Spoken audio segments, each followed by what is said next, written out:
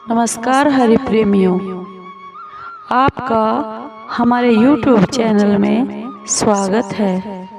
सभी दर्शकों को हमारी ओर से जय श्री कृष्ण। दोस्तों, कैसे हैं आप? उम्मीद है आप सब अच्छे होंगे। आइए आज की कहानी शुरू करते हैं।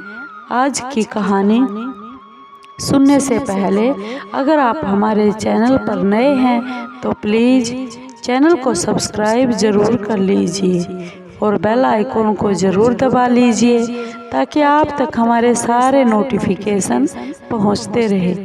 दोस्तों, आपका एक सब्सक्राइब भी हमारे लिए बेहद मायने रखता है। आइए आज की कहानी शुरू करते हैं, जो बहुत ही ज्ञानवर्धक और प्रेरणादायक कहानी है। कहानी भारत वर्ष में गौ माता को पहला स्थान प्राप्त है। हमारे हिंदू पुराणों में गौ माता को साक्षात देवी की संज्ञा दी गई है। माना जाता है कि कामधेनु का हर अंश मानव मात्र के लिए वरदान है। हर गृहस्थी की रसोई में पहली रोटी गाय माता को दी जाती है। सुख और दुख से जुड़ा हुआ कोई भी धार्मिक काम हो या फिर कोई भी अनुष्ठान हो, गौ माता का ग्रास निकाले बिना पूरा नहीं माना जाता। इसके बावजूद गौ माता के झुंड कचरे के ढेर पर जूठन से पेट भरते हमें दिखाई भी दे देते हैं। इसे देखकर हमारे मन में एक प्रश्न आना स्वाभाविक ही है कि आखिर गौ माता की आज ऐसी दुर्गति क्यों है। इस प्रश्न का उत्तर माँ पार्वती के एक श्राप से जुड़ा हुआ है। इसके पीछे भी एक कहानी है। आइए उस कहानी के बारे में जानते हैं। एक बार की बात है जब भगवान शिव और माता पार्वती समुद्र के किनारे पर घूम रहे थे। इसके दौरान भगवान शिव के मन में एक शरारत आई और उन्होंने माँ पार्वती को कहा, देवी पार्वती, मुझे अचानक एक जरूरी काम के लिए जाना पड़ रहा है और मैं जब तक कार्य पूर्ण होता है तब तक आप मेरी प्रतीक्षा कीजिए और मैं कार्य पूर्ण करके शीघ्र ही आता हूँ। असल में भगवान शिव शंकर माता पार्वती को परेशान करना चाहते थे। भगवान शिव की यह बात मानकर माता पार्वती अकेली ही उस समुद्र के तट पर बैठकर भगवान शिव की प्रतीक्षा करने लगी और इसी तरह शाम हो गई। उस दिन तीज की दिन था। जब रात हो गई और भगवान शिव माँ पार्वती के पास नहीं लौटे तो माँ पार्वती ने समुद्र तट पर ही रेत का शिवलिंग बना लिया और आसपास जो पूजन सामग्री थी, भगवान शिव की रात भर निर्जल और निराहार उपासना करती रही और व्रत पूरा कर लिया। भगवान शिव वहाँ सूक्ष्म रूप में पहले से ही विराजमान थे और वो सभी गतिविधियों को देख रहे थे।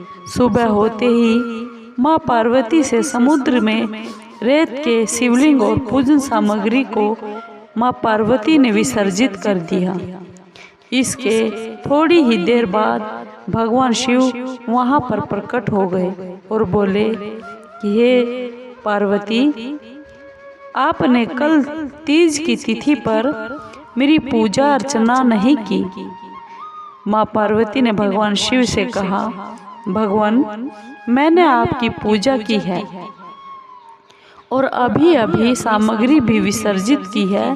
भगवान शिव अभी भी माँ पार्वती के साथ ठिठोली करना चाहते थे और बोले कि देवी, मुझे तो पूजा का कोई यहाँ निशान दिखाई नहीं दे रहा।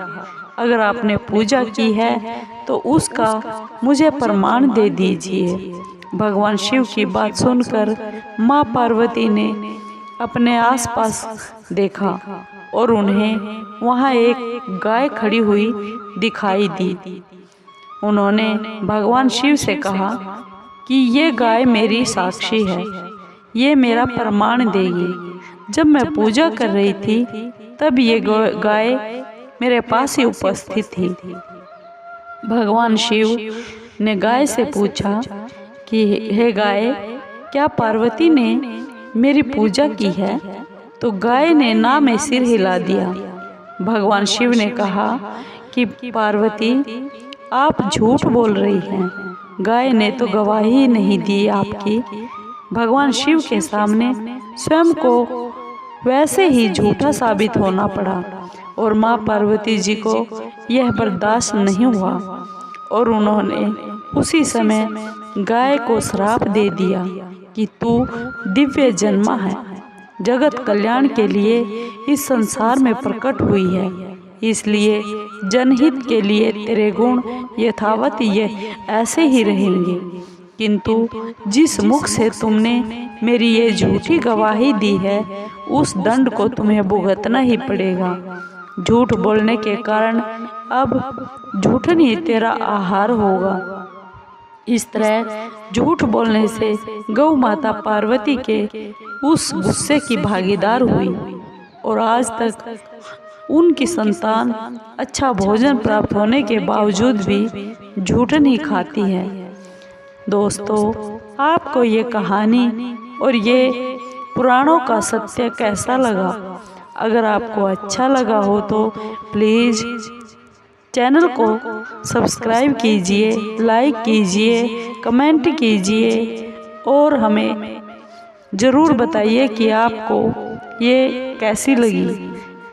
दोस्तों, आपका एक सब्सक्राइब हमारे लिए बहुत ही ज़रूरी है और हमें पता चलता रहे और हौसला मिलता रहे कि आपको ये कहानी कैसी लगी, जिसके लिए हम और भी आपके लिए अच्छी अच्छी कहानियाँ ढूंढ कर ला सके। धन्यवाद दोस्तों।